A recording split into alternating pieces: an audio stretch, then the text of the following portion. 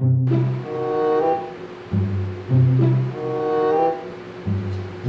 been wanting to do this to my motorcycle for a long time. In anticipation, I acquired this scrap piece of aluminum 2 years ago. But I still haven't started this project due to a lack of confidence. But I've since taken welding classes and learned to weld aluminum, so maybe now it's time.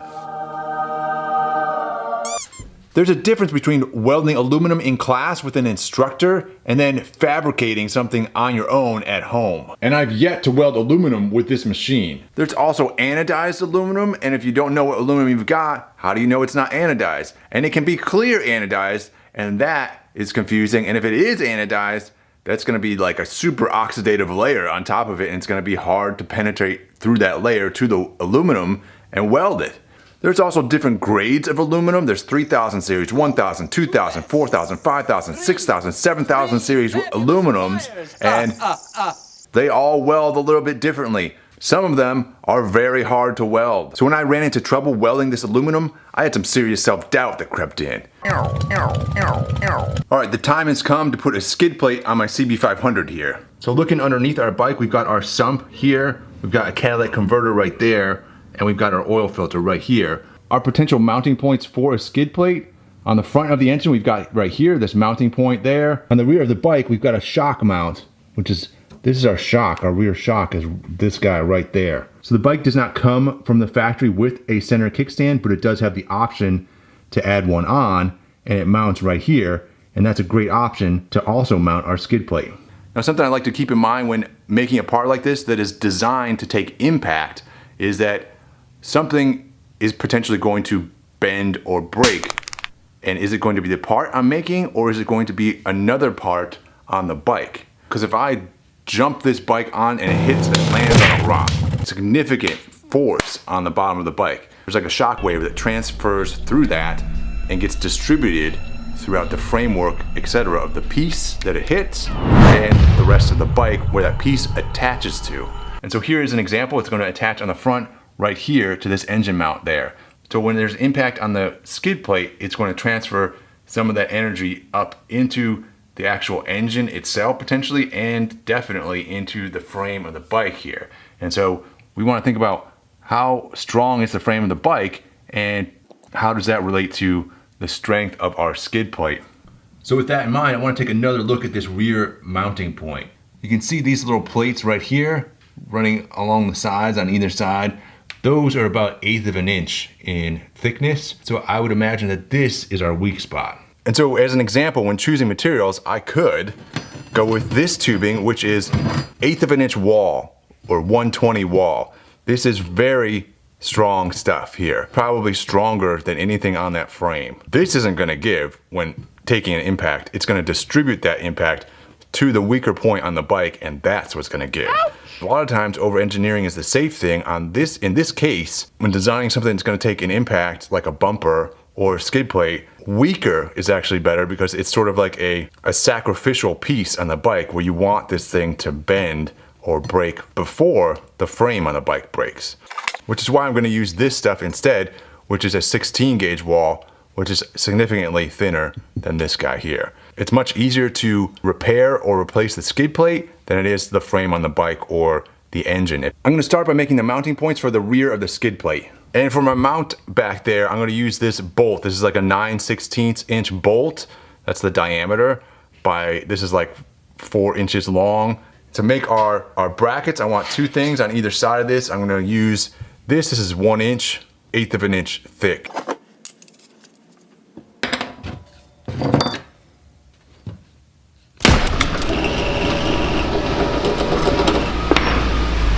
Now ideally this bolt would also be a fine thread bolt, which it's not because this is literally the only one they had at the store.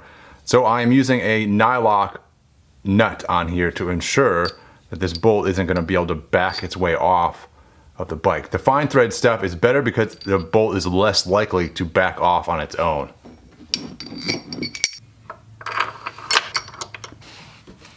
Alright, so now I'm going to remove this bolt, see what diameter it is so I can start making a bracket to mount our skid plate to. Here it is, freshly minted.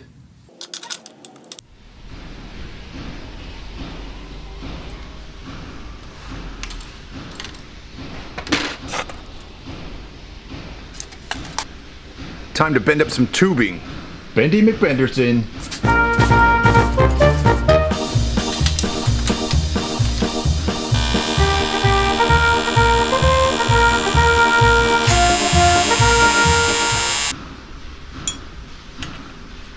I've got this plate here, this flat bar running across so that I can actually clamp this to, I can clamp each bar on each side because there's going to be a bar on both sides, and I can make sure that they're both at the same level.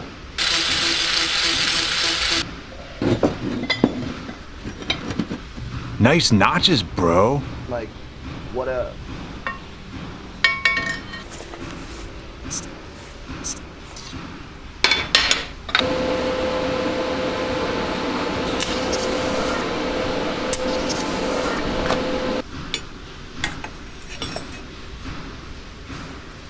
Disconnect negative terminal on the battery.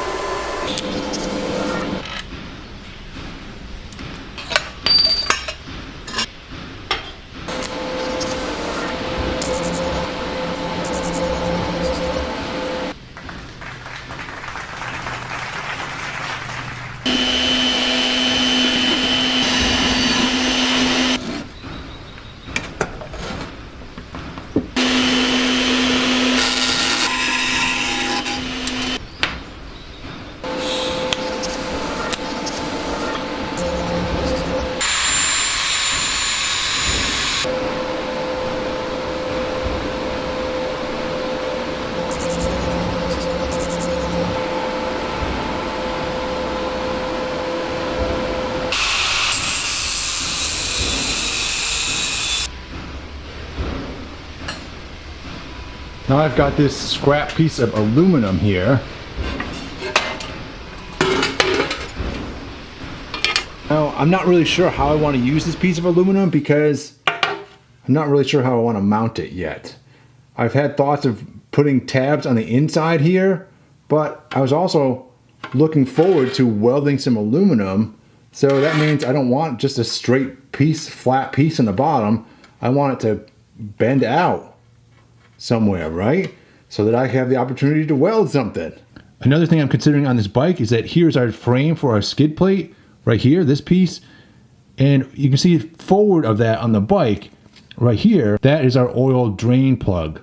And so I got to change the oil on this thing still, so I don't really want to cover this thing up. I was thinking ending the skid plate like right here before that drain plug so that I can always access that thing.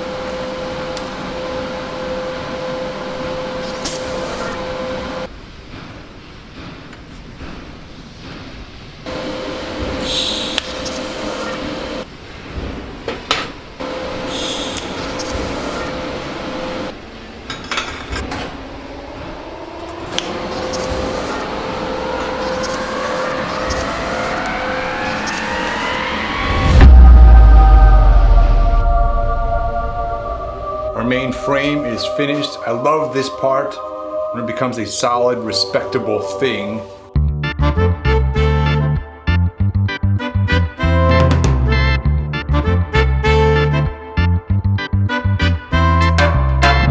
All right, now we need to make the aluminum skid plate part. So I've changed my mind on this. I had some thoughts earlier about ending the skid plate like right about here, so that if you were looking at the bottom of the bike, you'd have the frame sticking out, something like this. The whole point of this skid plate, if you had a rock and you were, if you landed on this rock or you were sliding along this rock, the rock would slide along the skid plate and do exactly what you want, which is to keep it from hitting and interacting with the bottom of the bike, the engine. And then it would get to this point and it would fall off. It would fall into this little ditch here and it would hook the bike, and we don't want that. Then we're stuck on a rock. Please, no! So I'm gonna move this thing in like that so that this rock will slide off the bike and then get run over by the tire. Yeah! All right, so now we need to trace this thing out.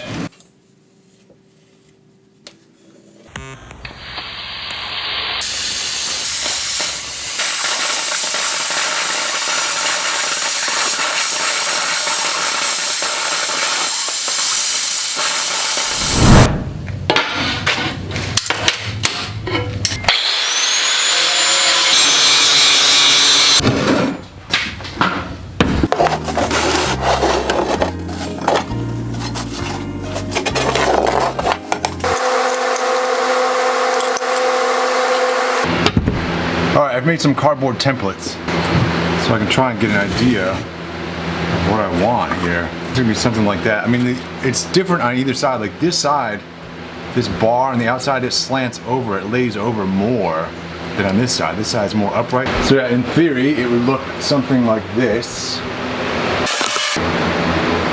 But we gotta see if we have enough aluminum left over to make this happen. In theory, we should be able to get them all out of here.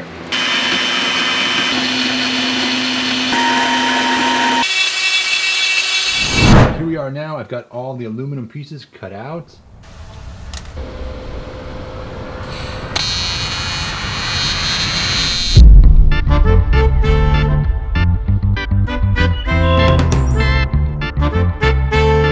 All right, I have good news and bad news. The bad news first. Just a little while ago, this was a steaming pile because I had inadequate gas coverage. I had it about 12 CFH. I had a number 5 cup on here. It was acting like it had like just a super oxidative layer on top of it. But if you're TIG welding aluminum, you know it oxidizes pretty readily, and you've got to scrub off the oxidation layer. And if you don't remove that oxidative layer when you're welding it, you've got to weld through that layer and it looks kind of like a skim. I had like a super skim on there and I just was cleaning and cleaning and cleaning this stuff and then finally figured it out. And this is just goes to show how little experience I have welding aluminum, because it's something, not enough gas coverage is a really basic thing and I should have known that pretty quickly. It should have been one of the first things I checked, but instead I went all over the place. Is it me? Hopefully that helps somebody. All right, now that we've got our 2 pieces here, we've got to connect them together, and I'm going to bolt them together. And I'm going to do that with these little, I've got some little tabs made up. I'm going to weld a nut to these, and then I'm going to weld the tab like on the inside here. All right, my first step is to break out my nuts here that I've been soaking in vinegar to take off the zinc coating on them so they can be safely welded.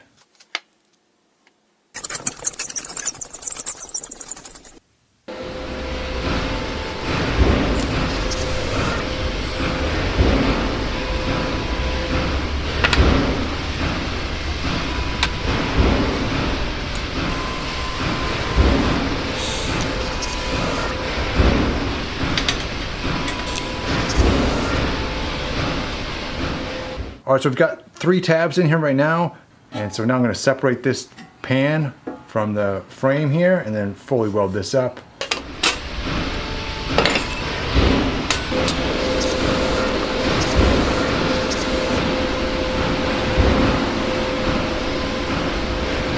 All right, my secret to drilling the holes in the aluminum and having them line up perfectly with the tabs on that frame is this guy right here.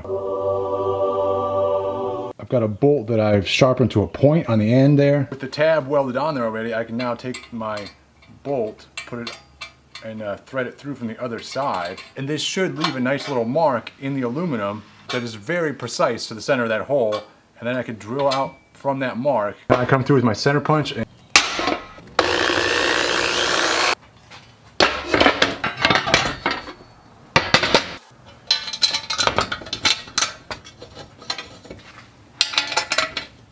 all right, there, we can tighten them all down now. All right, final test fit, and then it's off to paint.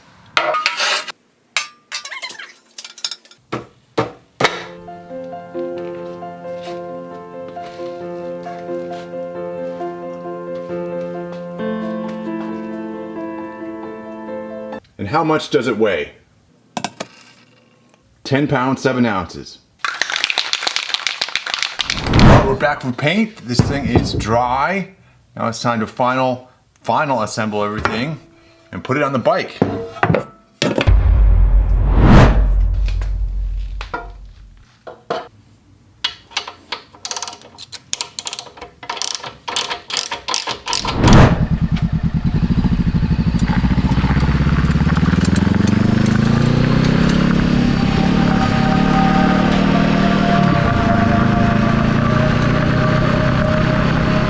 So it's interesting when you're riding the bike because at about 3,000 RPMs when it's going through that rev range, you get a vibration in that skid plate.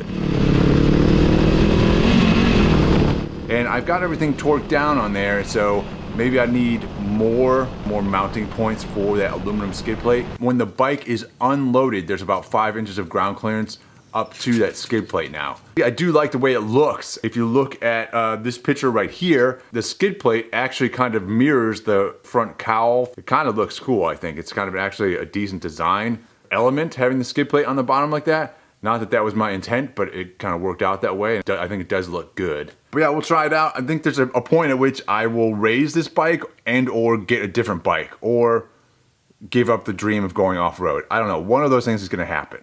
As far as the good news goes, we succeeded. We actually made a thing, it's functional, I like it. And it's a good thing I got that skid plate on there when I did, because look at this aggressive rock. It jumps at the bike twice. And that skid plate saved my engine.